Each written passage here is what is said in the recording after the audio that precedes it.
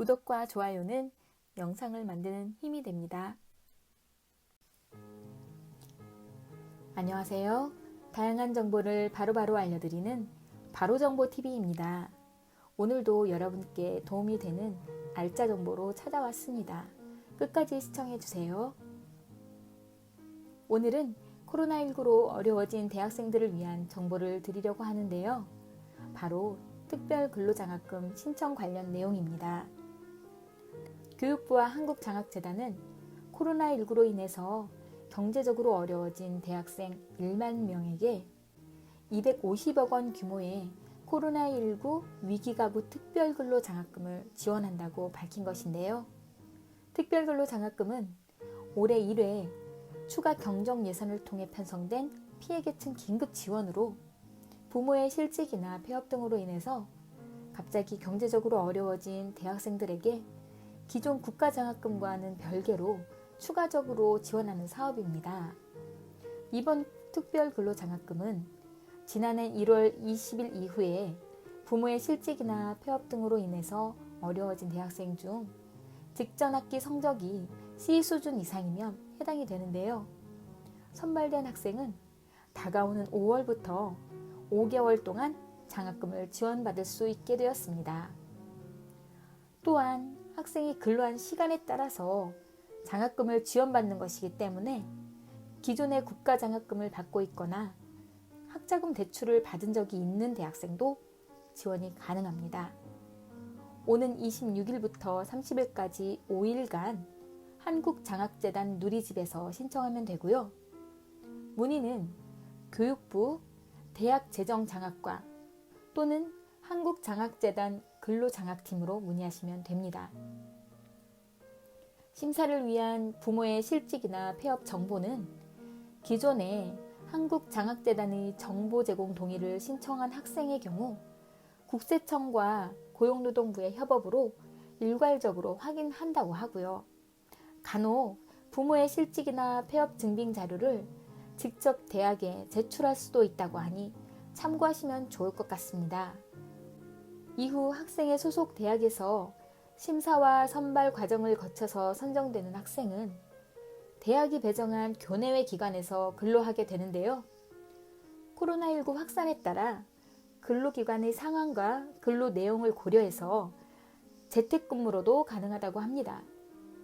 한편 교육부는 특별근로장학금 이외에도 코로나19로 경제적으로 어려워진 대학생들의 학비 부담을 줄이기 위해서 지난해 1학기부터 대학 연계 지원형 장학금인 국가장학금 2 유형 지원 시 실직이나 폐업 가구 대학생을 우선 선발하고 있습니다.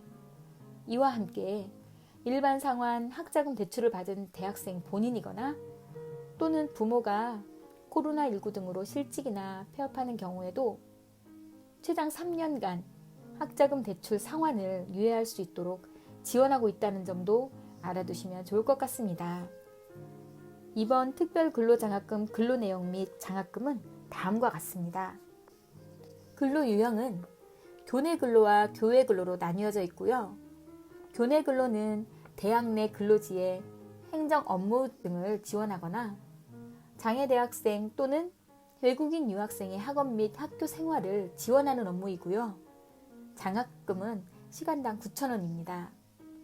교외 근로는 국가나 공공기관, 지자체, 초중고 학교, 소속 대학 외 대학에서 행정 업무 등을 지원하는 일이 있고요.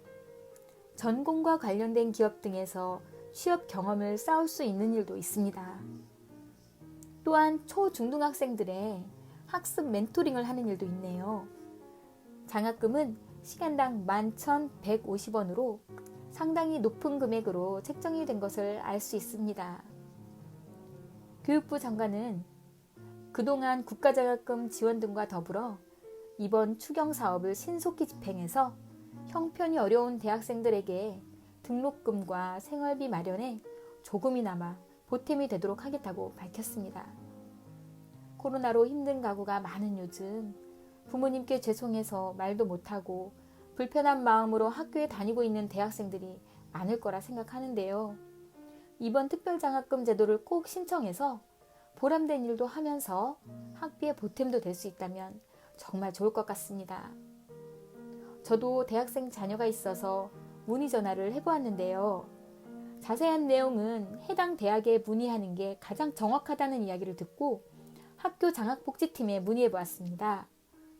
저희 아이가 다니고 있는 학교는 이미 여러 가지 근로장학금 제도를 시행하고 있는 상황이라서 그런지 이번 장학금 제도는 시행하지 않을 예정이라고 하셨습니다.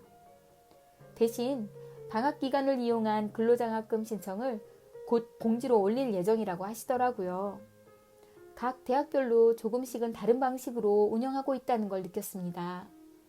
그리고 생각보다 다양한 근로장학금 신청을 연중 내내 받고 있다고 하니 여러분도 각 학교에 자주 문의하시거나 학교 홈페이지 공지를 통해서 발빠르게 정보를 얻는 것이 무엇보다 중요할 것 같습니다.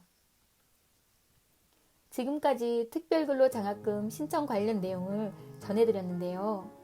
주변에 도움이 될 만한 분들이 계시다면 정보를 공유해 주시는 것도 좋은 일이라 생각합니다. 오늘 정보가 도움이 되셨다면 구독과 좋아요 부탁드리고요. 알림 설정을 통해서 앞으로 더 많은 정보를 얻어가셨으면 좋겠습니다. 더 유익한 정보로 돌아오겠습니다. 끝까지 시청해 주셔서 감사드리고요. 오늘도 행복하세요.